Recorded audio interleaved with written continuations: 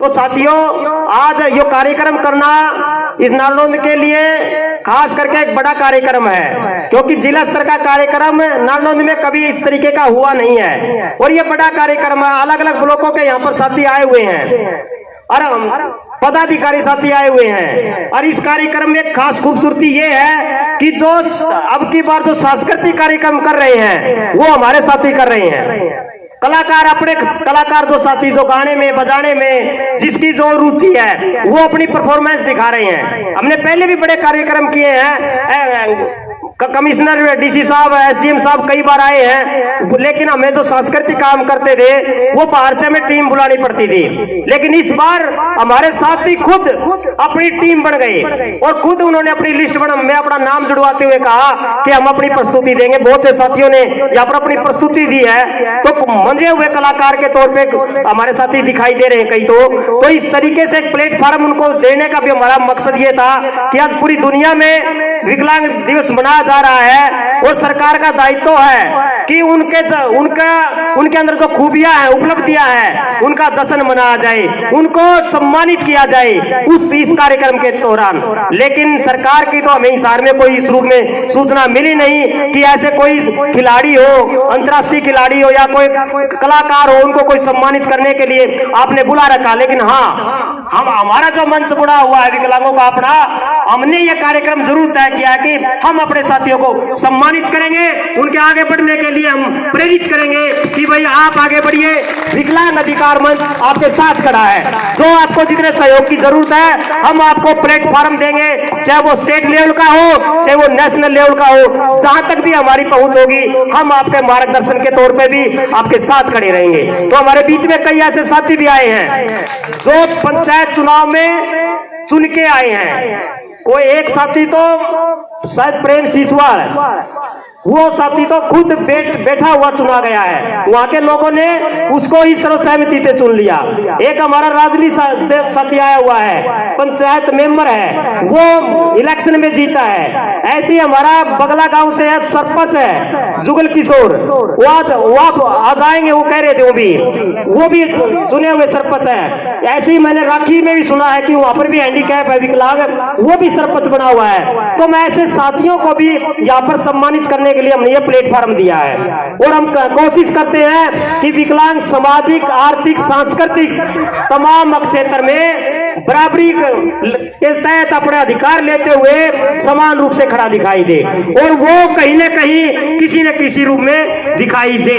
ये हमारी एक मानसिकता के तौर पे लगा लीजिए, ये हमारे पहलकदमी के तौर पे लगा लीजिए। साथियों, अंतर्राष्ट्रीय विकलांग दिवस ये कोई ऐसे ही नहीं बना है, ये अभी सूचना के तौर पे बता रहे थे 1981 के अंदर संयुक्त राष्ट्र संघ की बैठक हुई थी और उस दौरान जो भी कई देशों के जो लोगों ने उसके अंदर जो भाग लिया था, उसमें 1981 का जो वर्ष था उसको विकलांग दिवस के तौर पे घोषित किया था। उसके बाद 16 दिसंबर को जो भानु साहब कह रहे थे कि 3 दिसंबर को, वो 16 दिसंबर 1992 को फिर संयुक्त राष्ट्र संघ की बैठक हुई। कई देशों के लोगों ने उसमें, प्रतिभागियों ने उसमें मतलब अपनी हाजिरी दर्ज करवाते हुए वहां पर एक सर्वसहमति बनी कि अंतर्राष्ट्रीय विकलांग दिवस 3 दिसंबर को पूरी दुनिया के अंदर बनाया जाएगा। और ये दिन उनके संघर्ष को याद करते हुए, उनके कल्याणकारी काम करते हुए सरकार उनके लिए कोई उस दिन राहत पैकेज की घोषणा करेगी और वो बाधा मुक्त हो। लेकिन एक बात और साथ में उन्होंने कही थी कि केवल 3 दिसंबर का जश्न मनाने का मकसद ये नहीं है, सभी अधिकार सही हो गए, उसके लिए सरकार ने अलग से उसकी व्यवस्था करनी पड़ेगी ताकि विकलांग बाधा मुक्त इस समाज में मान सम्मान व गरिमापूर्ण जीवन जी सके। उसके लिए एक सरकार वातावरण बनाए। साथियों, आज हम इस अंतर्राष्ट्रीय विकलांग दिवस पे कुछ चीजों पे चर्चा करना चाह रहे हैं। 2016 का जो कानून बना है ये ऐसे नहीं बना, ये 2006 के अंदर फिर फिर संयुक्त राष्ट्र संघ की बैठक हुई थी और हरियाणा पूरे भारत के अंदर जो PWD जो कानून बना हुआ है 1995 का, जिसको कानून बोलते हैं, वो बना हुआ है। उसमें संशोधन करते हुए एक ड्राफ्ट तैयार किया गया और जो संयुक्त राष्ट्र संघ के अंदर जो मीटिंग हुई थी उसमें 2007 में मनमोहन की सरकार हस्ताक्षर करके आई थी कि अंतर्राष्ट्रीय स्तर पे जो विकलांगों के कल्याण के लिए जो यहाँ पर नियम बने हैं वो हमने अपने भारत में लागू करेंगे। और वो एक ड्राफ्ट यहाँ आके तैयार किया गया और वो 2016 के अंदर 2016 कानून के नाम से आज हमारे बीच में बना हुआ है। लेकिन वो 2016 का कानून तो हमारा बन गया है, लेकिन आज भी बड़े दुर्भाग्य की बात है पूरे भारत में इस कानून को जमीनी स्तर पे लागू नहीं किया गया है। कुछ एक राज्यों में इसके लिए सिर्फ ड्राफ्ट बनाया गया है, लेकिन जमीनी स्तर पे उसके अधिकार उसके अंदर वो लागू नहीं किए गए हैं। उदाहरण के तौर पे नौकरियों के अंदर 4% कोटे की बात है। अभी भी बहुत सी वैकेंसियां हरियाणा के अंदर भी निकली है, लेकिन उनका अभी तक कोटा नहीं भरा गया। 15,000 पद खाली हैं आज भी हरियाणा के अंदर। यदि हरियाणा सरकार 15,000 विकलांगों को रोजगार दे दो तो इसका मतलब 15,000 परिवार खुशहाल जीवन यापन कर सकते हैं। अकेला उस विकलांग को नौकरी नहीं मिल रही, पूरा परिवार उसका हरा भरा हो जाता है एक विकलांग को नौकरी मिलने से। और दूसरी बात साथियों, उसको मान सम्मान व गरिमापूर्ण उसका जो सम्मान मिलता है वो अपने घरों के साथ काम, खास करके आर्थिक उसकी जो जरूरतें हैं वो उसकी पूरी हो सकती हैं। हमारे बहुत से साथी हैं एजुकेटेड, पढ़े लिखे, PhD तक किए हुए हैं, लेकिन जो शिक्षा का जो स्तर है वो फिर भी उसके बावजूद भी हमारे भारत के अंदर बहुत ही कम है। आप देखिए भारत, पूरी दुनिया के अंदर आप विकलांगों की आबादी कितनी सोचते हैं? टोटल आबादी का 15.3%, 15.3% पूरी दुनिया की जो आबादी है उसमें 15% विकलांग हैं और भारत के अंदर उस आबादी का 12% है। और 2011 का जो आर्थिक सर्वे है वो ये बताता है कि भारत के अंदर 2.2 मतलब 2.21 जो आबादी है टोटल आबादी में से वो विकलांगों की है। लेकिन शोधकर्ताओं का मानना है कि यह जो जनसंख्या जो आंकड़े दिखाए गए हैं, आर्थिक आंकड़े विकलांगों के, ये सही नहीं है, ये छुपाए गए हैं। विकलांगों की आबादी 12% है। आज 21 कैटेगरियों को शामिल करते हुए आज भारत के अंदर बहुत बड़ी आबादी विकलांगों की है। और जिसमें से बड़े जो केस हैं, जो लगातार जो केस हमारे बीच में आ रहे हैं वो एक्सीडेंटल केस ज्यादा आ रहे हैं, मानसिक रोगी ज्यादा आ रहे हैं। हमारे विकलांग भाई आज तनाव में जीवन यापन कर रहे हैं, उनके पास जीने के लिए संसाधन नहीं है। उनके जो सपने थे जब वो पढ़ रहे थे, जब वो बचपन में थे, जब उन्होंने कॉलेज ज्वाइन किया तो उनके जो सपने थे आज वो सपने उन्होंने दूर दूर तक भी दिखाई नहीं दे रहे हैं। उनके सपने थे हमें नौकरी मिले, हमारा भी परिवार हो, हम भी परिवार का हिस्सा बने और समाज के अंदर घूमे तो हमें भी मान सम्मान हुआ, गरिमापूर्ण जीवन मिले। उसके लिए उनके जो सपने थे आज वो सपने उस रूप में दिखाई नहीं देते हैं, क्योंकि पढ़ाई का जो स्तर है हम 60% से भी नीचे पड़े हुए हैं। आपको बड़ा हैरानी होगी, जो पढ़े लिखे जो विकलांग साथी हैं केवल 10% है टोटल आबादी में से, 10वीं पास जो किए हुए हैं, और जो 12% है वो इससे नीचे के हैं। तो 8% है वो 8% 10वीं पास से ऊपर के हैं। तो टोटल जो विकलांगों की जो आबादी है उसमें से जो पढ़े लिखे हैं वो केवल 8% है 10वीं पास से ऊपर के। तो इसका मतलब हमारी पढ़ाई का जो स्तर है उस पे सरकार कितना ध्यान दे रही है। आप देख लीजिए, जितने सरकारी गैर सरकारी संस्थाओं में आप जाओगे आपको विकलांगों के अनुसार टॉयलेट नहीं मिलेंगे। आप बैंक के अंदर जाओगे आपके अंदर वहां पर रैंप नहीं मिलेंगे। आप सरकार ने यह कह रखा है कि विकलांग जो 100% चलने फिरने में असमर्थ है, बैंक के कर्मचारी आपको घर पर पेंशन देंगे। तो कितने यहाँ पर विकलांग जो बैठे हुए हैं उनको घर पर पेंशन मिल रही है? किसी एक को भी नहीं मिल रही होगी। यदि कोई CHC सेंटर वाला, ई दिशा केंद्र वाला आपको देने के लिए आता है तो 1,000 रुपए पे 10 रुपए आपसे ले रहा है, वहां पर भी धंधा चला रखा है। जबकि ये मित्र बैंकों के द्वारा आपके घर पे फ्री पेंशन आनी चाहिए, जो चलने फिरने में चाहे बुजुर्ग हो और चाहे वो विकलांग हो। लेकिन हालात इसके विपरीत है। आपको ये बोल दिया गया है कि जो विधवाएं हैं, जो विधवा महिला विकलांग है, सरकार उनको 3.5 लाख रुपए देगी। क्या यहाँ कोई हमें बता सकता है बिना ब्याज 3.5 लाख किसी विकलांग ने या विधवा ने मिले हो आज तक? लेकिन घोषणा ये हो चुकी है, ये घोषणा भी हो चुकी है 80% से ऊपर के जितने विकलांग हैं सभी को ये बैटरी वाली चार्जिंग रिक्शा दी जाएगी। कितने विकलांगों को मिली हुई है? हिसार के अंदर आपको 1000 से ज्यादा भी ये रिक्शा नहीं मिल रही, लेकिन आबादी कितनी है? आपको बड़ी हैरानी होगी आपको ये आबादी सुनते हुए। और यहाँ हिसार के अंदर 70,000 विकलांग है, 70,000। और 70,000 में से कितने विकलांग हैं जो पेंशन ले रहे हैं?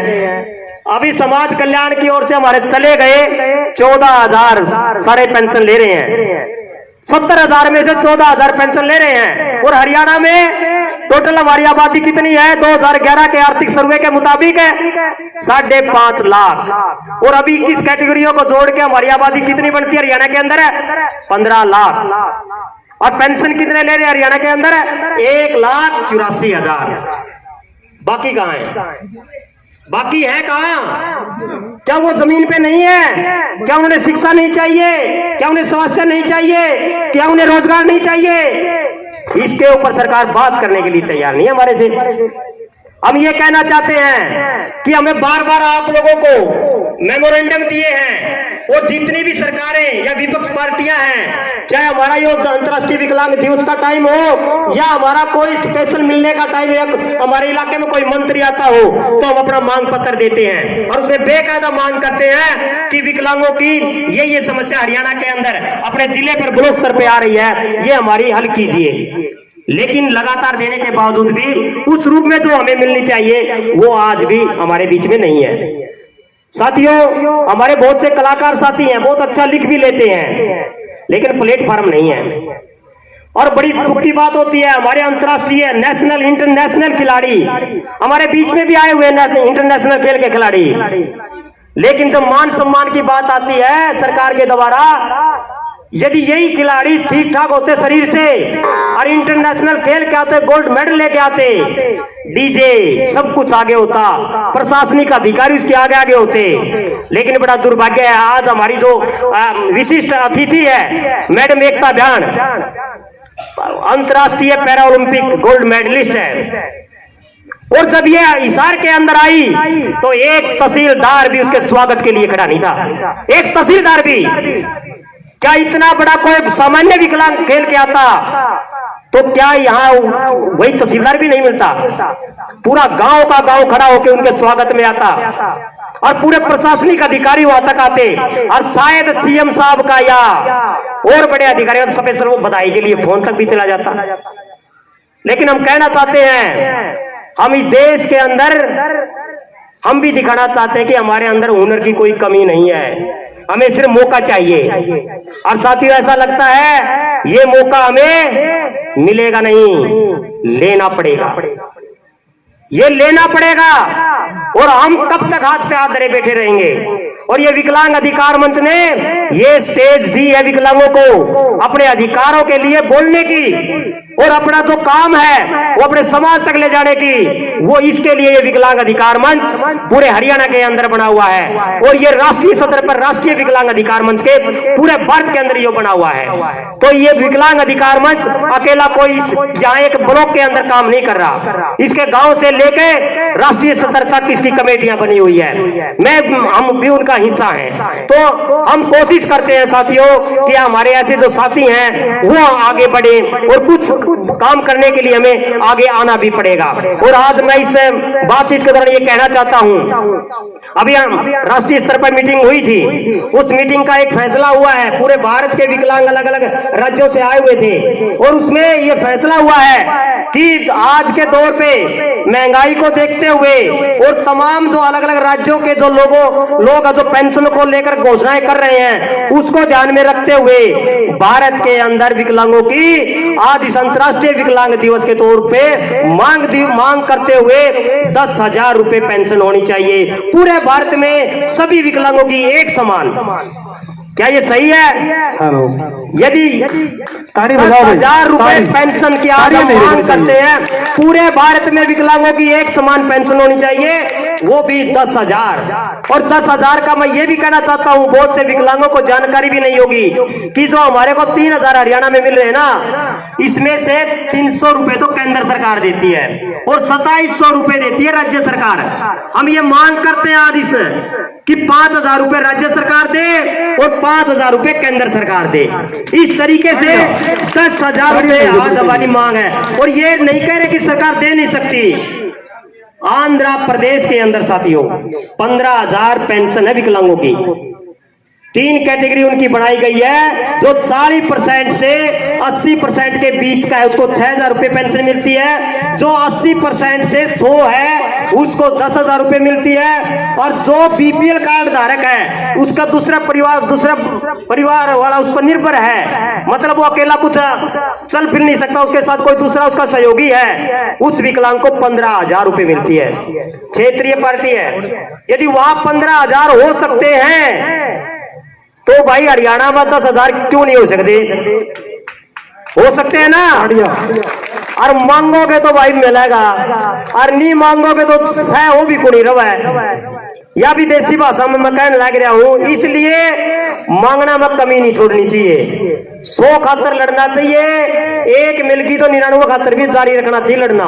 नू नहीं हो भाई एक मिलगी तो 99 आगे बैठ गए ना, उन खातर भी हमें प्रयास करना चाहिए। ये भी हमारा मानना है। तो आज इस मैं आपको बधाई देते हुए हम ये मांग करते हैं सरकार से कि हमारा 2016 का जो कानून है उसको जमीनी स्तर पे हरियाणा में लागू किया जाए।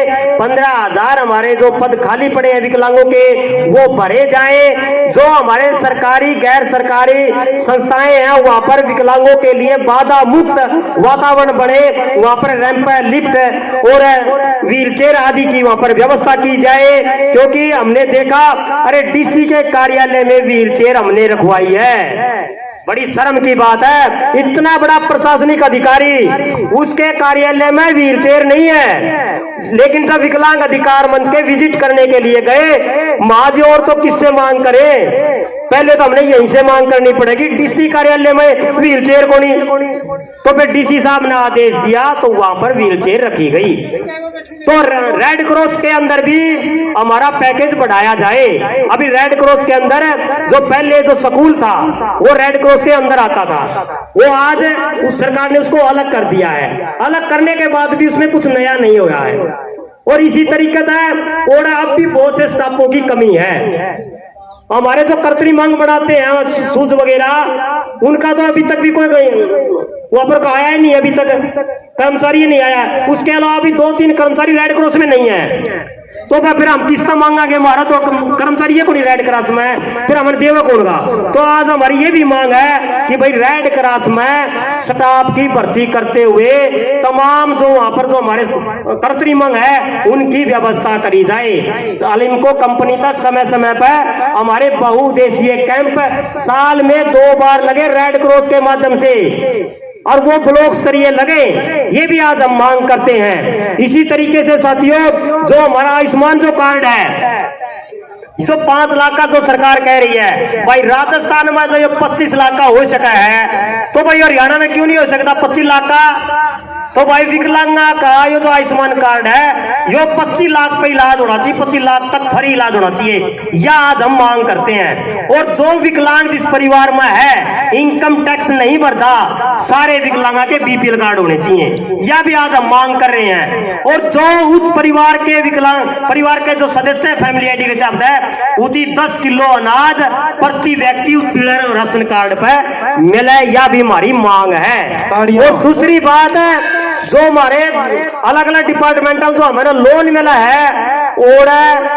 नाम का लोन है, आड़े जितने बैठे मैंने कोई एक आंगली ठा के बता दियो, मैं नू मान लियो बस सरकार की में करना लग रही है। खादी बोर्ड तक 25 लाख रुपया तक विकलांगा ना लोन मिला है, 35% उसमें सब्सिडी है। किसे भाई ना 25 लाख मिले है कोई एक बंदा उठा के बता दो भाई इतने आ रहे हैं, तो भाई ये लोन किसने मिला है? यह भी सोचने की बात है। ये तो वो बात हो गया शहर की दलाली मुंह चिकना पेट खाली, वह बात होगी। मतलब है पेट में किमें गया है कोनी और वो जादूगराई बात रसगुल्ला खाया रसगुल्ला दिखा दिया, गायब कर दिया, अगला जचा दी रसगुल्ला खाए गया, उसे भाव रुआ लेगा। तो जो काम हम नहीं चाहते। हम यह बात भी आज कहना चाहवा कि भाई दिव्यांग नाम रखने तब हमारा पेट को नहीं भरा है। हमारे पहले नाम घड़े रख रखे हैं, घर के सरकार ने भी गणे दे रखे हैं, निःशक्त, विकलांग, हैंडीकैप, दिव्यांग, गणे नाम से और एक्सेसिबल भी अंतरराष्ट्रीय तरीका तो बोलोगे तो आप है, एक्सेसिबल भी कम है। और भाई फिर करके नाम टेका है, चिंटू पिंटू वो न्यारे टेका है। उसका बाद एक नाम और से वो चौटाला, वो लंगड़े, यो नाम भी, जबकि हमारा बहुत पीड़ा हुआ है। भाई हमारा घर क्या ना, हमारा नाम रख रखा है, तो भाई हमारा नाम तो बुलाया जावे। और इसके लिए जो जो वातावरण बना रखा है उनके अपन का नाम तो संबोधित करना, वो चुटा लेकर ना, यो भाई इसका मतलब चुटाला मारा तो हम भी मारे और चुटाला अच्छा तो हम भी अच्छे। भाई यो गलत धारणा है। हमारा जीवन हमारा है, उसका जीवन उसका है। वो राजनीतिक आदमी है तो उसका अपना जीवन है, ठीक है, वो विकलांग है, लेकिन उसके साथ सारे विकलांगों को आंकना ये बहुत ही गलत है। लेकिन समाज में इस तरह का भी प्रचलन है, यो बंद होना चाहिए। और आपने बताना चाहूं मैं, इस मौका पे 2016 का कानून में जिस तरीका से SC एक्ट बन रहा है नी, इसे तरीका से विकलांगा का एक्ट बन रहा है। कोई आदमी लंगड़ा लुल्ला कुबड़ा कह देगा नी, 3 साल से लेके 6 साल तक की सजा है। 6 साल तक की उसमें सजा का प्रावधान है, 3 महीने भी उसके अंदर है और 6 साल भी है। इसलिए ये कितने विकलांग इस बात का बेरा है। दूसरी बात है, विकलांग तो छोड़ है, जिसने कानून बना रखा है उन्हें थी कुण बेरा कौन सी धारा लगेगी। हमारे बीच में मैडम एकता, मैडम पंकज है, कुछ ऐसा ही डिस्प्यूट हो गया था और दरखास्त लगाई थाना में, तो थानेदार वाले एप्लीकेशन को उठावे। हम बार बार हमारे साथी जान लग रहे जी हमारा केस आगे बढ़ाओ, केस आगे कौन बढ़ावा है सच्चो। मतलब जो दूसरी पार्टी थी वो चाहती कि वाड़े गोल मोड़ हो जाए, लेकिन साथियों ने लगातार बार बार प्रयास कराया तो SP IG DIG जड़ तक जा पाए और पहुंच गए। तो मेरे हिसाब से DIG दो साथी गए तो ओड़ा वो थोड़ा ठीक ठाक था। नूला जी केस तो हो जाए, गोड़ दिन तंग हो रहे हो, आप सारी बात रखी। नूला ठीक है जी, नूला जी धारा वो मारा पे पूछा है और इतना बड़ा अधिकारी और धारा मारा पूछा कौन सी धारा लग गई विकलांग वाली। मैंने फिर उस दिन धारा बताई और फिर वो मुकदमा दर्ज होया। ये हालात हो रहे भाई, ये पुलिस प्रशासन है नहीं कुणबेरा कौन सी धारा लगा है, ये भी मारा पे पूछा है। एक बारी नुए समाज कल्याण में भी गए, बोले जी विकलांगा की इतने विकलांग है। तो एक जना पूछना जी हम कितने विकलांग बनो, वो जो पेंशन ले नहीं वो अगर ठहरे सारे हिसार में विकलांग इतना है, 13-14 हजार का अगर ठहरे तो उस टाइम 12 हजार का। और हम लोग उस टाइम हम कमा जी 50,000 साम है और समाज कल्याण लोग जी विकलांग इतने हैं, क्योंकि वो अपनी जगह सही थे, क्योंकि विकलांग तो पेंशन ले रहे थे नहीं, वो तो उसका आंकड़ा ले रहे थे भाई। बाकी आंकड़ा को नहीं ना CMO दो आंकड़ा, बल्कि सबसे बड़ा आंकड़ा CMO दो होना चाहिए, सबसे बड़ा आंकड़ा, क्योंकि सारे विकलांग उसका दौरा है कि मेडिकल बनवावा है, उनका दौरे भी आंकड़ा को नहीं, यो आंकड़ा अपने दौरे से हरियाणा का ले लो, चाहे भारत का ले लो, चाहे हिसार का ले लो, चाहे बरवाड़ा का ले लो, और चाहे नारनौंद का ले लो। हाँ ये आंकड़े आप रहा, क्योंकि विकलांग अधिकार मंच जमीन पे काम करे है, जमीन पे समय समय पे सर्वे करे है। अभी हमने 80-100 गांव में एकजुटता अभियान जत्था अपने विकलांग साथियों ने चलाया, बड़ा जोश के साथ 100 गांव का टारगेट लिया और हमारे साथी 80 गांव पार करे। और उस गांव का जो एंड थी उसका मैंने देखा किस विकलांग की क्या स्थिति है। ज्यादातर विकलांग तो भाई या तो 3,000 की जो पेंशन मिला है नी इसे पे जीवे, और जब यह बंद हो जाए गणकरे तो करता धक्के लग गए गणकरिया का। तो बुढ़िया वर्ग हालात हो रहे, बुढ़िया की तनख्वाह बंद हो जाए, बुढ़िया ने मुश्किल बहुत हो जाए, वो हालात है विकलांगा के भी हैं। कुछ भी परिवार मैंने देखे जो अपने बेटन है या अपने भाई ने या अपनी बेटी ने जो विकलांग है छाती के लगावे हैं, और सबसे ज्यादा प्राथमिकता उस विकलांग ने देवा है। बहुत कम केस में लिया मैंने, तो सबसे ज्यादा प्यार कर, जबकि चाहे माँ बाप हो चाहे भाई हो, सबसे ज्यादा प्यार जो विकलांग है उससे करना चाहिए, क्योंकि उसने प्यार की सबसे घनी जरूरत है, सबसे घनी। और लेकिन वो विकलांग गराम है, दुखी है। भाई आदमपुर गया था, ओढ़े तो बड़ी चुकान वाली बात आई थी। एक का तो ज्यादा ब्याह को नहीं करना थे, उनके ब्याह कर यार प्रॉपर्टी बड़ी, प्रॉपर्टी का बंटवारा हो जाएगा, ब्याह कर दिया तो जानबूझ के इसका ब्याह को नहीं करा है। ये हालात भी हरियाणा के अंदर भी हैं, घनी जगह देखने में मिले हैं। अरे वो प्रॉपर्टी उसकी है तो उसमें जो उसकी मिल जे और वो सूत्रा अपना जीवन बिताए ले भाई, के दूसरा के दर्द भाई, तो परिवार के साथ यहाँ ना कोऑपरेट करना चाहिए। और मैं तो मेरे भैया ने कहना चाहूँ भाई, ये जमा प्रैक्टिकल अनुभव देख के आ रहे हैं। अगरुआ गांव के, अगरुआ के अंदर एक सर्वे के मुताबिक एक ही परिवार में 5 विकलांग थे। महावीर कुलेरी हमारे बीच में उनका प्रधान है। एक विकलांग एक परिवार में 5 है। घराड़ा विकलांग है, बेटी विकलांग है, दोनों बेटे विकलांग है, और एक और था कौन, वो विकलांग है। और वह एक जो महिला थी, गांव में चून मांग के उनका पेट भरने लग रही थी, चून मांग के। मैं तो उस मां ने सलाम करूं भाई, वह इतने विकलांगा का वह हौसले के साथ मांग के उनका पेट भरने लग रही। लेकिन ना तो उस गांव ने दया हुआ है, ना उस सरकार ने दया हुआ है कि इनका कुछ न कुछ भला कराया जावे। तो ये इस तरीके का जो दर्द है, ये गम्मा मज गए हैं जमीनी स्तर पर, ये चीज देखने मिली है। और हम तो इसलिए 10,000 की बात करा भाई, 10,000 मिल जाएंगे नहीं, गणकरे घरा में भाई चोपड़ी रोटी मिलने लग जाएगी, और कोई बारी सवेरी चुरमा भी मिलने लग जाएगा 10,000 में। तो नू बेरा तनख्वाह बंदगी, सरकारी आदमी हो गया, और यो थोड़ा रुस्या और 10,000 गए। जब सच्ची में तो बताओ भाई, इसलिए भाई 10,000 की मांग करा। हमारा जीवन भी हमने दिखा है, वो हमारी ठीक ठाक सेवा हो जाए उस रूप में भी। दूसरी बात हम यह भी कहना चाहा भाई, हम भी देश की सेवा करना चाहा। हमारे अम्मी दिनों दिया वर्गा साथी नौकरी लग गया है। आप देखो हमारा साथी MA है संस्कृत से और टीचर है, और नौकरी कौन सी दी सरकार ने, ग्रुप D की। एक नया नाम दे दिया, जब और नाम कह दे, सेवादार कह दे तो भाई नाराजगी, और जब ग्रुप D कह दे निकाल ले भाई, बल्ले बल्ले स्वामणी लागनी शुरू है। लोगों ने नु मेरा ग्रुप D है कि एक नया नाम दे दिया यो 4th क्लास ने। तो भाई हमारा साथी बड़ी मुश्किल से लग गया है, बताइए। इस तरह हमारे कई साथी लगे हैं, लेकिन हकदार तो टीचर का था। MA करा किया, कोर्स करा क्या है, टीचर बनना चाहिए, किसी कॉलेज में किसी स्कूल में लगना चाहिए, लेकिन बंदा समाज उस तरीका का सेवा देने लग रहा है नगर निगम में। तो ये कहने का मेरा मतलब क्या है कि भाई जो हमारे पद खाली पड़े किसी डिपार्टमेंट में, वो हमारे पद भरे जावे ये। और दूसरी बात ये जो कौशल योजना का तहत सरकार ने नया फंडा शुरू कराया नहीं, इसमें तो हमारा कोटा है को नहीं, हमारा कोटा है को नहीं। तो ये जो चीजें साथियों कहने के लिए बहुत कीमे है। मैं 2 घंटे लगातार ये जानकारियां आपको दे सकता हूं बिना रुके, लेकिन कार्यक्रम को ध्यान में रखते हुए, तो सारी चीजों को ध्यान में रखते हुए मैं बहुत कम समय में आपको इसको दोबारा बधाई देते हुए फिर कभी बात करेंगे। आपकी पुनः बधाई देता हूं, आप लोगों ने मेरी बात सुनी, आपका बहुत बहुत धन्यवाद।